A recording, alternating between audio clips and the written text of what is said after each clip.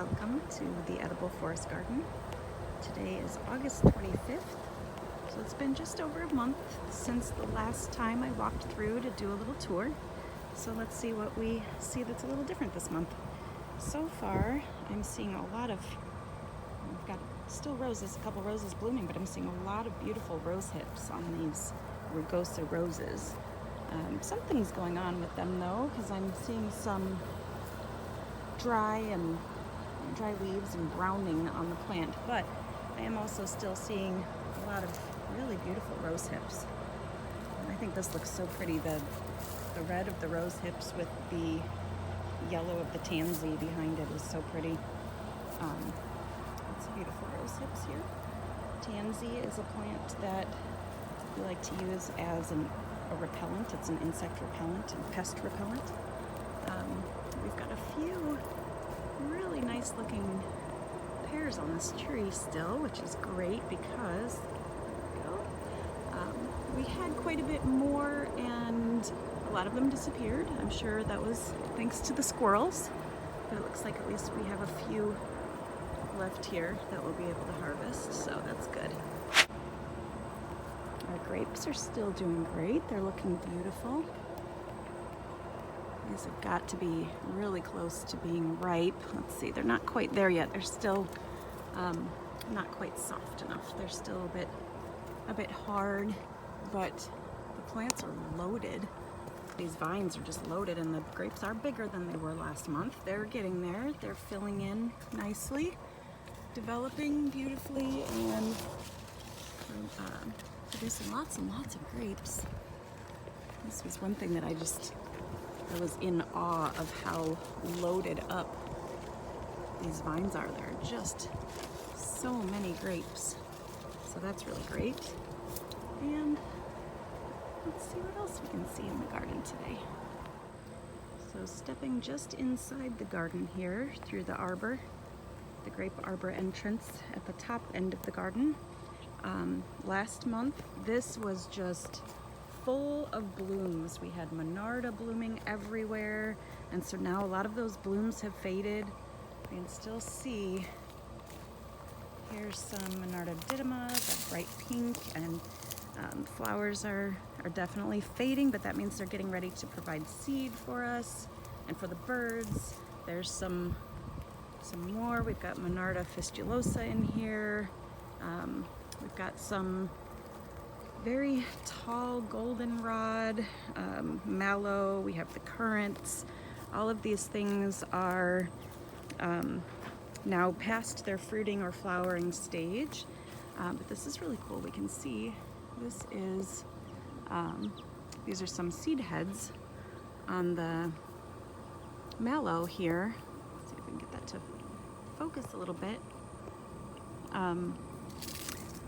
These are really similar. I can show you also our hollyhocks. So this little fuzzy seed pod here has quite a few little seeds in it, like that one. This whole thing is full of them. So this is the time of year, pardon my very, very overdue manicured hands. But this is the time of year where we're getting a lot of these seeds. It's a really good time of year to learn about seed saving. So we'll probably talk about that a little bit in another video. We do still have some black-eyed Susans blooming over here, and that gorgeous cardinal flower. It's a red lobelia. The hummingbirds have been loving these flowers and really enjoying that. And so over here, just across the bridge, I see, we'll look at some a little bit closer up, but there's a little bit of, we've got some purple flowers down on the other side there. That's ironweed. Take a look at some a little bit closer up over here. Here's our elderberry patch, and I'll get a closer look at that too. But last month when we came through here, the bushes were developing the berries, but they were all green. And now you can see they have ripened and the birds have just cleared them out. We have a lot of little umbels full of maybe just one or two berries instead of being loaded down with berries. So that's happening there. We've got lots of bees happy in the mountain mint over here. You see more lobelia. We've got the blue flowers down here. This is ironweed, if we can see these purple flowers here. It's also ready to go to seed here. It's got lots of seeds, dried flowers and seed heads forming at the top. Those are really great. And you can see the elecampane is past its prime. It's starting to flop over. They were big and tall, standing tall and giving us beautiful yellow flowers last month, and now this month they are on their way out for the season. Our pawpaw tree is looking great. That's really nice. No fruit yet this year though. We just got our second pawpaw tree added to the garden. We've got a plant over here. This is spikenard, which is a nice shade-loving plant. It's got some berries on it. We don't eat those berries though. I did read before that spikenard, the roots have been used to make root beer, which I don't know much about, so don't quote me on that, but I thought that was interesting. I'll have to look more into that. The hop spines are looking nice. They're getting pretty loaded with cones. Those will be ready before too long. Let's go look at some of these here.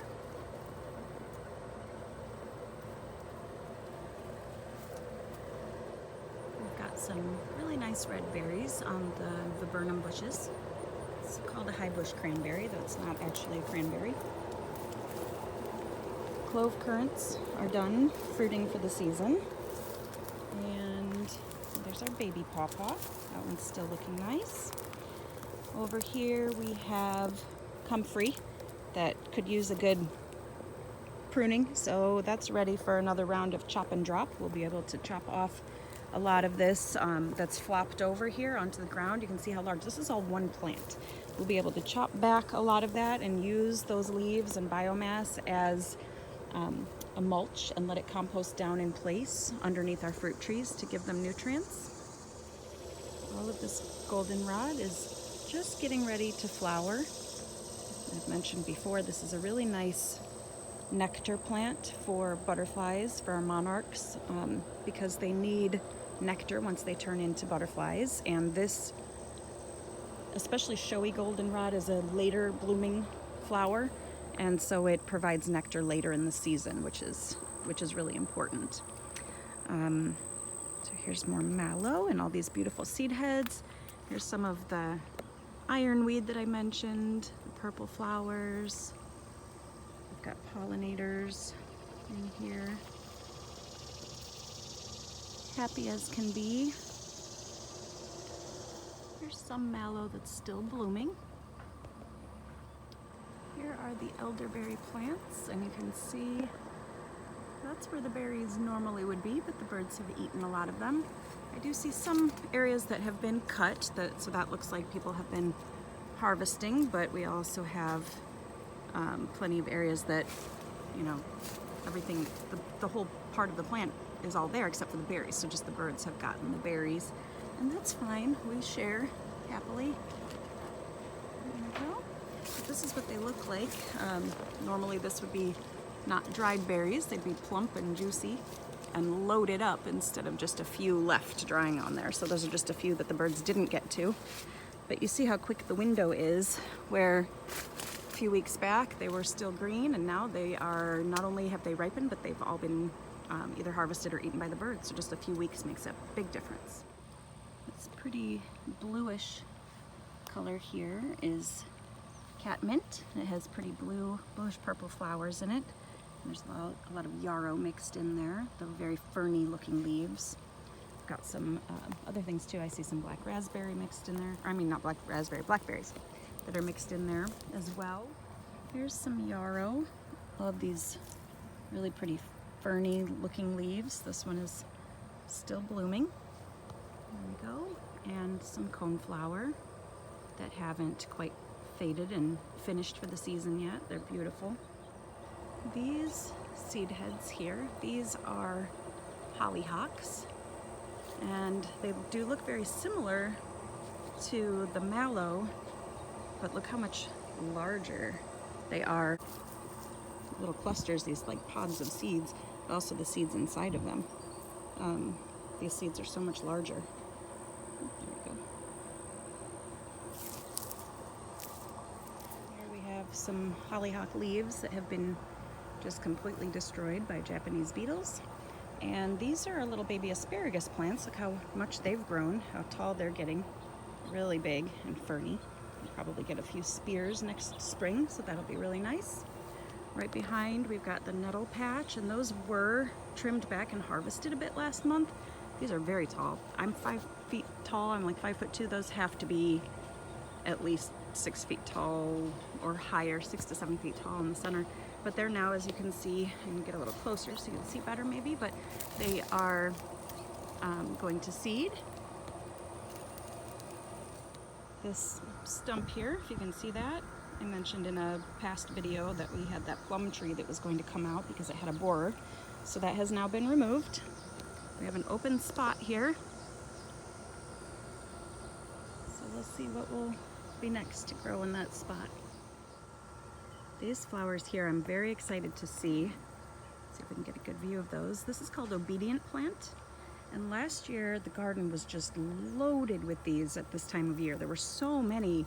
And this year there really aren't that many. I'm seeing a handful through here, so I'm really happy about that because I was worried that they weren't coming back for some reason. But there are a few more in another spot by the rain garden as well. I'm very excited to see that we haven't lost them, that they're still here with us. So I just think they're really, really pretty. It's a very interesting plant. There's a bumblebee in this one. And again, it's a later bloomer, so it's providing nectar later into the season, which is really important. And I just think they're really pretty. And here we have mint that is spreading vigorously and taking over, spilling over into the pathway and escaping its bounds as it tends to do. We have more comfrey that needs to be chopped. These are our brazzleberries, which are a low-growing, thornless raspberry. And last month the berries were forming and they were just starting to ripen. And now the berries are gone. They have ripened and been eaten already by people or by animals. Happy pollinators in the coneflower and this little rose of Sharon.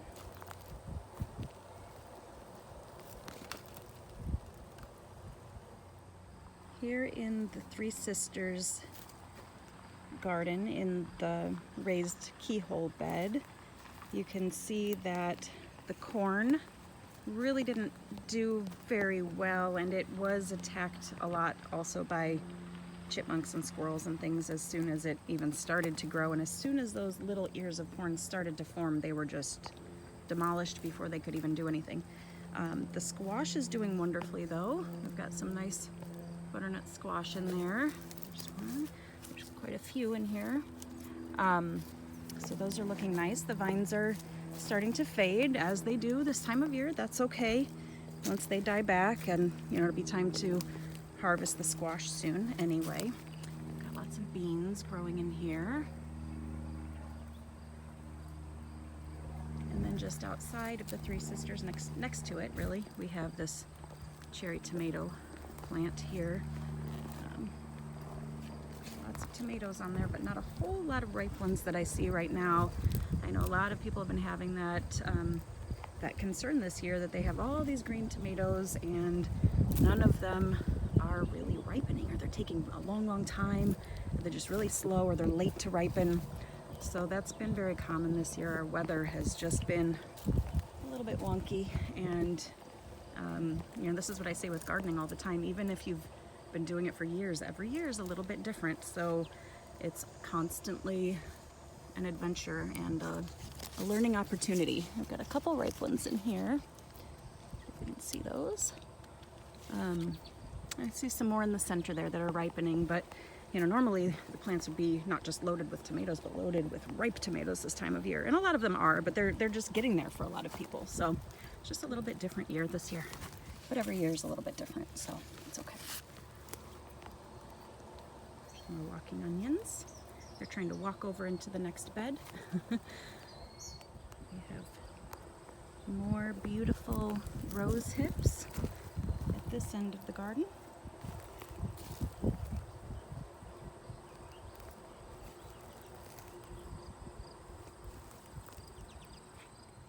to show you what the lemon balm looks like, because it was flowering and going to seed last month, and so a lot of times what we'll do, because lemon balm does spread so rapidly, when it gets to that point, before it goes to seed, we chop it down almost all the way to the ground. Just, you know, leave a few inches of it, leave the stems intact, and this is what happens then. A few weeks later, you've got all this beautiful, fresh, new growth. It's just like springtime. It's like the new growth that you get in the spring, and these leaves are great for harvesting. So you don't really necessarily want to harvest them while they're flowering, but if you do cut them back, they will regrow like this and give you another round of harvest.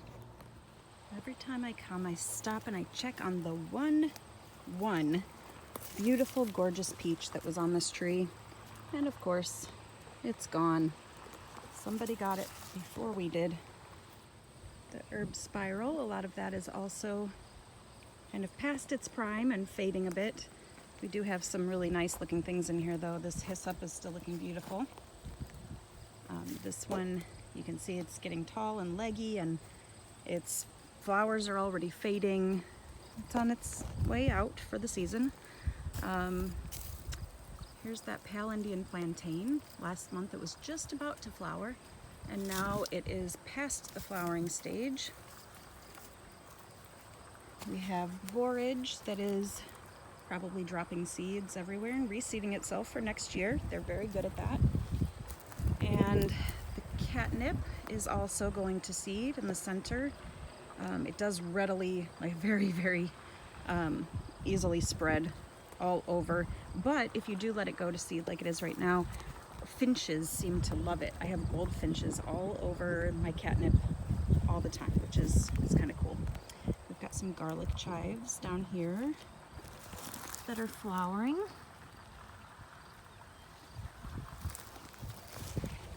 The dill is now past flowering and also going to seed. So you can see the seeds on there. Some is still flowering a little bit, but most of it is all spent. It's done for the year. Now this is one of those things that if you wanted it later, you could succession plant it at different times, so that as one round is done, maybe you'll still have some left for another harvest. But the oregano was already flowering last month, and now it's really, we've got some brown kind of crispy flowers. And this other kind of mountain mint looks like it might have a little bit of powdery mildew, which a lot of things are starting to show, like the Monarda right here has it on the leaves. And it won't really hurt it, it'll be fine, it'll grow back next year just fine, like nothing ever happened. It just doesn't really look very pretty right now, as you can see on the leaves there, but that's okay.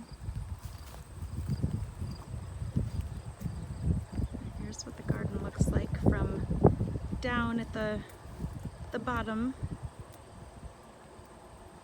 in late August. As always, thank you for visiting the garden with us today.